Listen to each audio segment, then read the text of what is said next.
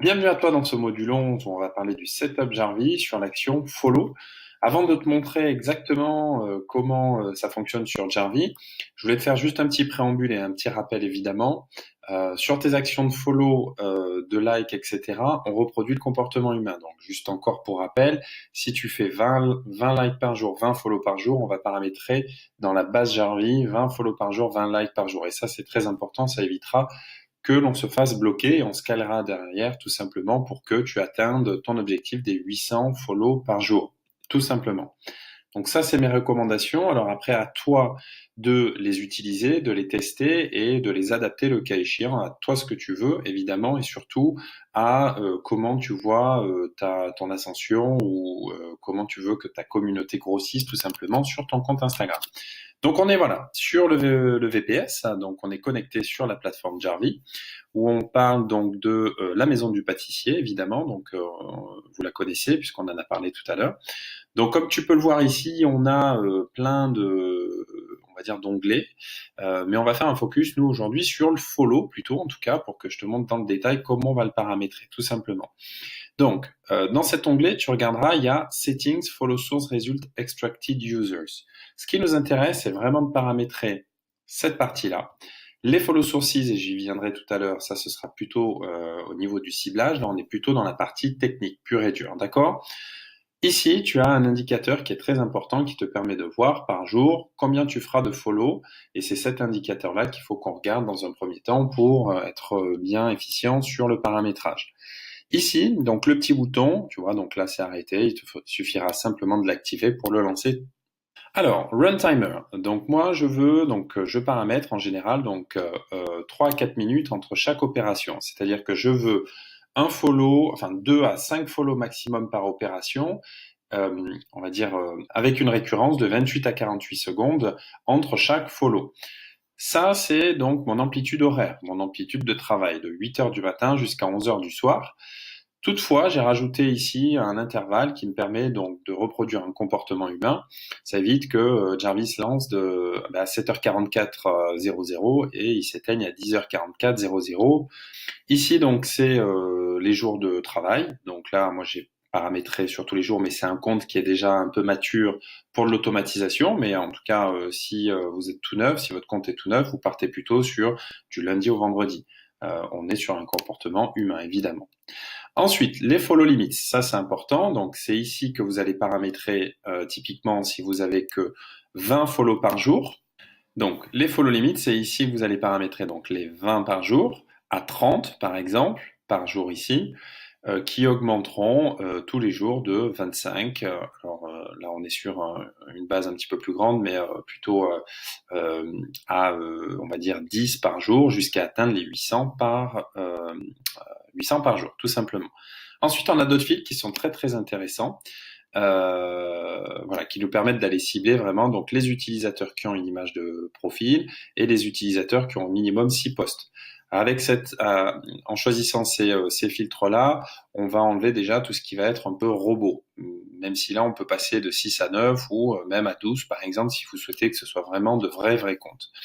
Ensuite, on va cibler des utilisateurs plutôt actifs. Alors, actifs, et on a un 90 jours, je suis d'accord avec vous, c'est pas forcément le cas, mais c'est notre paramétrage à nous qui a fait que, avec l'historique de ce compte, si vous voulez vraiment, si vous avez un compte qui fonctionne très très bien, que vous voulez scaler par exemple, dans ce cas-là, et si vous avez beaucoup d'activités sur le compte, dans ce cas-là, on est sur de l'activité à une semaine, 15 jours maximum, d'accord? Donc après, à vous de l'ajuster, tout simplement.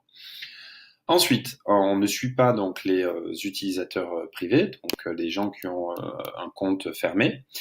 Ici, donc, quelque chose d'intéressant, vous pouvez soit choisir des hommes, des femmes, des hommes et des femmes, et surtout, ici, on a l'aspect langue qui est très important, qui est plutôt très intéressant si votre marché est francophone ou anglophone ou autre, tout simplement.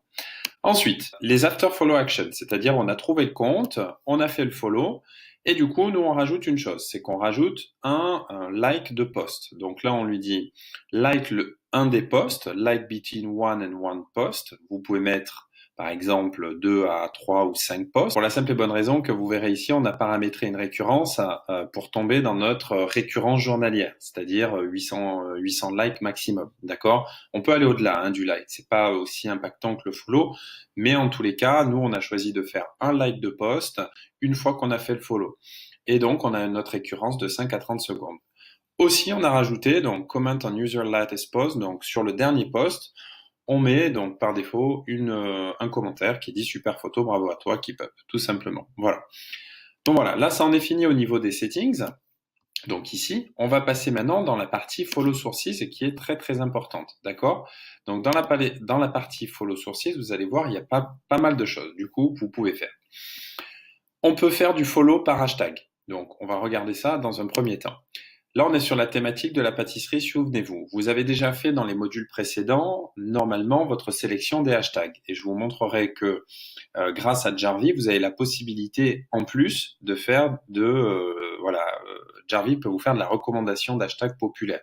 Donc, c'est un autre outil qui peut vous permettre, en parallèle de tout ce que je vous ai montré dans les modules précédents, de compléter, du coup, tous vos hashtags. Donc là, je vais dire à Jarvis, je veux que tu ailles follow tous les utilisateurs qui ont utilisé l'hashtag gâteau, gâteau, macaron, babarum, pâtisserie, pâtisserie. C'est à titre d'exemple, mais vous pouvez faire une liste très très importante. Et de cette manière, vous aurez évidemment des utilisateurs qui peuvent être ciblés, pas très ciblés.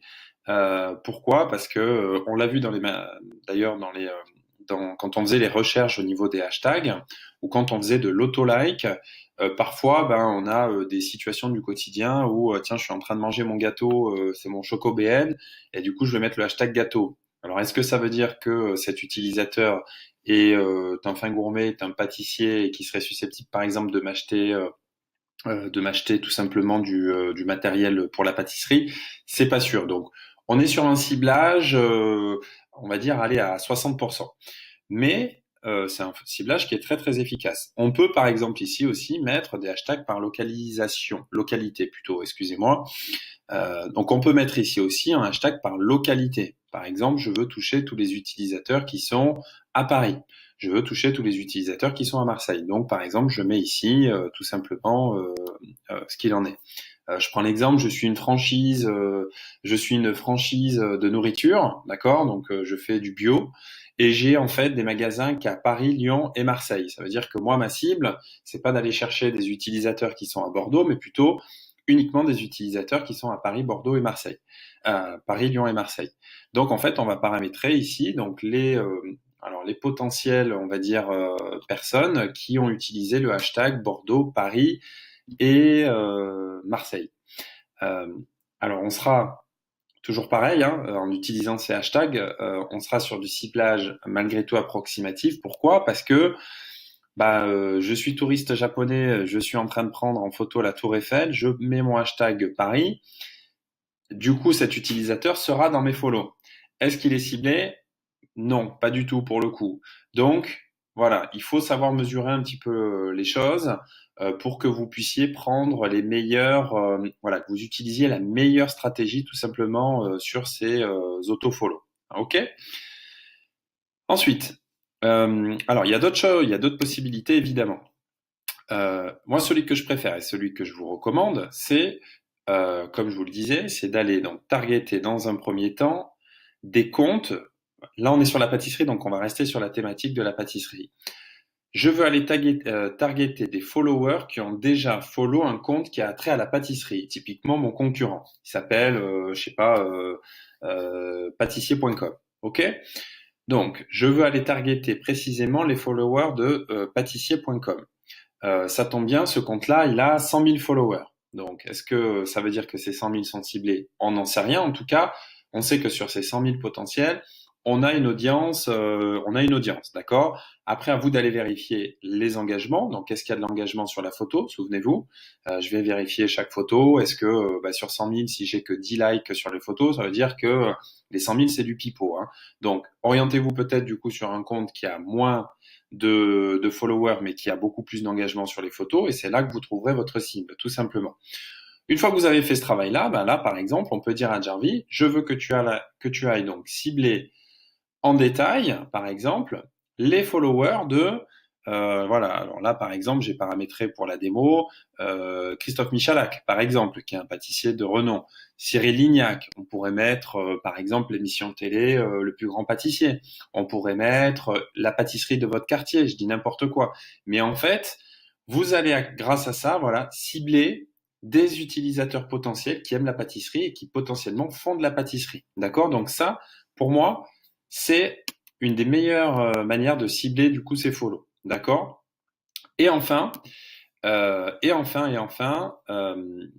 pour vraiment compléter du coup au niveau de ce ciblage-là, on rajoute ici donc, on suit les utilisateurs qui ont interagi avec les posts des target accounts. Donc, on veut cibler les utilisateurs qui ont été, par exemple, commenter la dernière photo de Christophe Michalak sur son profil, d'accord? Donc, qui a été soit liké, soit commenté. Pourquoi? Parce que on sait que de la même manière que sur Facebook, on a de l'engagement et enfin on a plus d'engagement quand une personne laisse un commentaire et fait un like. Ben, sur Instagram, c'est la même chose. Une personne qui fait un like et qui fait un commentaire, on n'a pas la même notion. Le like, il est désormais devenu un peu compulsif, où on fait un like un petit peu par, voilà, je vois un truc, je like. Bon, est-ce qu'on aime, est-ce qu'on n'aime pas au fond? Bon, oui, mais parfois on le fait par automatisme. Donc, à vous de définir, voilà. Alors, moi, je suis plutôt axé sur le comments. Je vais aller donc du coup cibler les utilisateurs qui ont commenté. Donc pour pouvoir réussir à faire ça, parce que c'est un filtre qui est quand même très puissant, il faut que vous soyez sur des comptes ici cibles qui aient quand même pas mal de volume, d'accord? Parce qu'il faut qu'il y ait quand même pas mal de volume de commentaires si vous voulez avoir un maximum de résultats. Toutefois, plus on met de filtres, plus on met de, donc plus vous mettez de filtres et plus on va dire, l'audience que vous allez récolter sera précise. Et c'est quand même ça que l'on recherche. Donc après, à vous de voir en fonction de votre stratégie. Mais en tout cas, voilà, vous avez les trois manières principales vraiment de paramétrer le compte à ce niveau-là et avec les settings. Et derrière, vous avez juste à lancer du coup le robot. Voilà. Donc écoutez, j'espère que ça vous a plu. Moi, je vous retrouve tout de suite pour le module qui suit, où on va parler du unfollow notamment. Voilà. Merci, à tout de suite.